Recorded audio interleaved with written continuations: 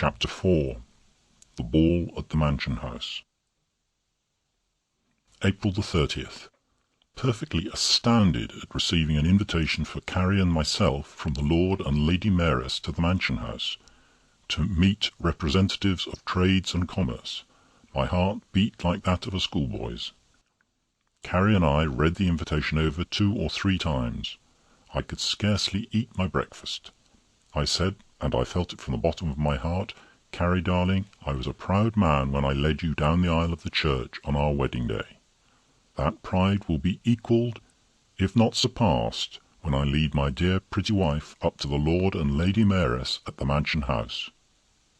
I saw the tears in Carrie's eyes, and she said, "Charlie dear, it is I who have to be proud of you, and I am very, very proud of you. You have called me pretty, and as long as I am pretty in your eyes, I am happy. You, dear old Charlie, are not handsome, but you are good, which is far more noble." I gave her a kiss, and she said, "I wonder if there will be any dancing. I have not danced with you for years."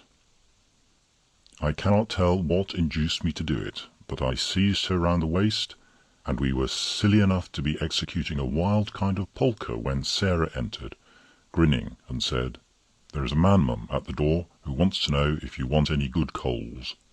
Most annoyed at this, spent the evening in answering and tearing up again the reply to the Mansion House, having left word with Sarah if Gowing or Cummings called, we were not at home. Must consult Mr. Perkupp how to answer the Lord Mayor's invitation. May 1st. Carrie said, "I should like to send Mother the invitation to look at." I consented as soon as I had answered it. I told Mr. Perkupp at the office with a feeling of pride that we had received an invitation to the Mansion House, and he said, to my astonishment, that he himself gave in my name to the Lord Mayor's secretary. I felt this rather discounted the value of the invitation, but I thanked him, and in reply to me he described how I was to answer it. I felt the reply was too simple, but of course Mr. Perkupp knows best. May 2nd. Sent my dress coat and trousers to the little tailor's round the corner to have the creases taken out. Told Gowing not to call next Monday, as we were going to the Mansion House. Sent similar note to Cummings. May 3rd. Carrie went to Mrs. James at Sutton to consult about her dress for next Monday. While speaking incidentally to Spotch, one of our head clerks, about the Mansion House, he said, "Oh, I'm asked, but I don't think I shall go." When a vulgar man like Spotch is asked, I feel my invitation is considerably discounted. In the evening, while I was out, the little tailor brought round my coat and trousers, and because Sarah had not a shilling to pay for the pressing, he took them away again. May 4th. Carrie's mother returned the Lord Mayor's invitation, which was sent her to look at, with apologies for having upset a glass of port over it. I was too angry to say anything. May 5th. Bought a pair of lavender kid gloves for next Monday, and 2 white ties in case one got spoiled in the tying. May 6th, Sunday. A very dull sermon, during which, I regret to say, I twice thought of the Mansion House reception tomorrow. May 7th. A big red letter day, viz. the Lord Mayor's reception. The whole house upset. I had to get dressed at 6:30, as Carrie wanted the room to herself. Mrs. James had come up from Sutton to help Carrie, so I could not help thinking it unreasonable that she should require the entire attention of Sarah the servant as well. Sarah kept running out of the house to fetch something for Mrs., and several times I had, in my full evening dress, to answer the back door. The last time it was the greengrocer's boy, who, not seeing it was me, for Sarah had not lighted the gas, pushed into my hands 2 cabbages and 6 coal blocks. I indignantly threw them on the ground, and felt so annoyed that I so far forgot myself as to box the boy's ears. He went away crying and said he should summons me, a thing I would not have happen for the world. In the dark I stepped on a piece of the cabbage, which brought me down on the flags all of a heap. For a moment I was stunned, but when I recovered I crawled upstairs into the drawing-room, and on looking into the chimney-glass discovered that my chin was bleeding, my shirt smeared with coal blocks, and my left trouser torn at the knee. However, Mrs. James brought me down another shirt which I changed in the drawing-room. I put a piece of court plaster on my chin, and Sarah very neatly sewed up the tear at the knee. At 9 o'clock, Carrie swept into the room looking like a queen. Never have I seen her looking so lovely or so distinguished.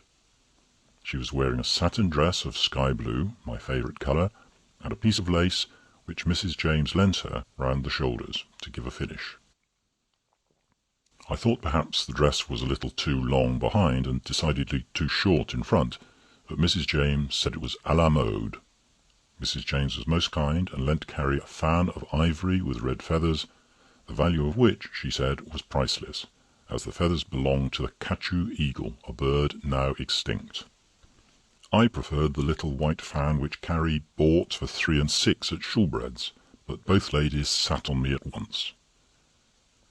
We arrived at the Mansion House too early, which was rather fortunate, for I had an opportunity of speaking to his lordship, who graciously condescended to talk with me some minutes. But I must say I was disappointed to find he did not even know Mr. Perkupp, the principal. I felt as if I had been invited to the Mansion House by one who did not know the Lord Mayor himself. Crowds arrived, and I shall never forget the grand sight. My humble pen can never describe it. I was a little annoyed with Carrie, who kept saying, "Isn't it a pity we don't know anybody?" Once she quite lost her head. I saw someone who looked like Franching from Peckham, and was moving towards him, when she seized me by the coat-tails and said quite loudly, "Don't leave me," which caused an elderly gentleman in a court suit and a chain round him, and 2 ladies, to burst out laughing. There was an immense crowd in the supper-room, and my stars, it was a splendid supper.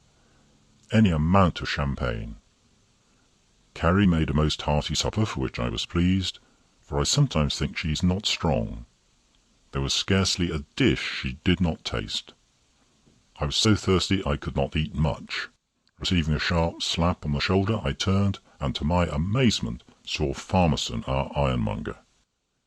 He said, in the most familiar way, "This is better than Brickfield Terrace, eh?" I simply looked at him and said coolly, "I never expected to see you here." He said with a loud, coarse laugh, "I like that. If you, why not me?" I replied, "Certainly." I wish I could have thought of something better to say. He said, "Can I get your good lady anything?" Carrie said, "No, I thank you," for which I was pleased. I said, by way of reproof to him, "You never sent to-day to paint the bath, as I requested?" Farmerson said, "Pardon me, Mr. Pooter, no shop when we're in company, please." Before I could think of a reply, one of the sheriffs in full court costume slapped Farmerson on the back and hailed him as an old friend, and asked him to dine with him at his lodge. I was astonished. For full 5 minutes they stood roaring with laughter, and stood digging each other in the ribs. They kept telling each other they didn't look a day older. They began embracing each other and drinking champagne. To think that a man who mends our scraper should know any member of the aristocracy. I was just moving with Carrie when Farmerson seized me rather roughly by the collar, and, addressing the sheriff, said, "Let me introduce my neighbour Pooter." He did not even say Mr. The sheriff handed me a glass of champagne. I felt, after all, it was a great honour to drink a glass of wine with him, and I told him so. We stood chatting for some time, and at last I said, "You must excuse me now if I join Mrs. Pooter." When I approached her, she said, "Don't let me take you away from your friends. I'm quite happy standing here alone in a crowd knowing nobody." As it takes 2 to make a quarrel, and as it was neither the time nor the place for it, I gave my arm to Carrie and said, "I hope my darling little wife will dance with me, if only for the sake of saying we had danced at the Mansion House as guests of the Lord Mayor." Finding the dancing after supper was less formal, and knowing how much Carrie used to admire my dancing in the days gone by, I put my arm round her waist and we commenced a waltz. A most unfortunate accident occurred. I had got on a new pair of boots. Foolishly I had omitted to take Carrie's advice, namely to scratch the soles of them with the points of the scissors or to put a little wet on them. I had scarcely started when, like lightning, my left foot slipped away and I came down the side of my head, striking the floor with such violence that for a second or two I did not know what had happened. I need hardly say that Carrie fell with me with equal violence, breaking the comb in her hair and grazing her elbow. There was a roar of laughter, which was immediately checked when people found out that we had really hurt ourselves. A gentleman assisted Carrie to a seat, and I expressed myself pretty strongly on the danger of having a plain, polished floor with no carpet or drugget to prevent people slipping. The gentleman, who said his name was Darwitz, insisted on escorting Carrie to have a glass of wine, an invitation which I was pleased to allow Carrie to accept. I followed and met Farmerson, who immediately said in his loud voice, "Oh, are you the one who went down?" I answered with an indignant look. With execrable taste he said, "Look here, old man, we are too old for this game. We must leave these capers to the youngsters. Come and have another glass, that's more in our line." Although I felt I was buying his silence by accepting, we followed the others into the supper-room. Neither Carrie nor I, after our unfortunate mishap, felt inclined to stay longer. As we were departing, Farmerson said, "Are you going? If so, you might give me a lift." I thought it better to consent, but wish I'd first consulted Carrie. End of chapter.